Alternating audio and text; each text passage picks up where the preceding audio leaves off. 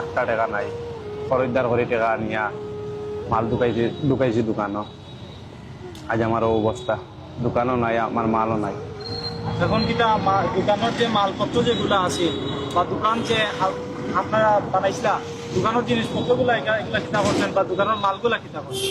দোকানের জিনিসপত্র যা পারছি আর কি বাড়িতে নিয়ে রাখছি, আর বাড়িতে নিয়ে তো রাখিয়া লাভ হইতো না, এখানে নগদ টাকা দিয়ে মাল নিছি, খরচ করে যেগুন ঋণ করে টাকা আনছি এখন তো কিতা করতাম, ওটার জন্য আর ভালো লাগে না, বাড়ি যেতে জানে আমার না, আর বাড়ি যেতাম।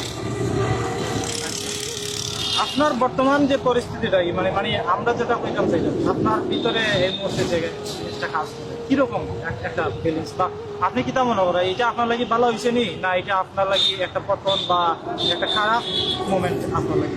আমার লাগে খারাপ হইব। বর্তমানে আর কি আমার পরিবার লইয়া আর কি অবস্থা করে বেহাল। আমার পরিবারের যে খানি নিতাম, আমিও প্রধান উৎস, আয়ের উৎস আছিল আমার কি দোকান, কিন্তু এখন আমার তো একেবারে কোনটা নাই।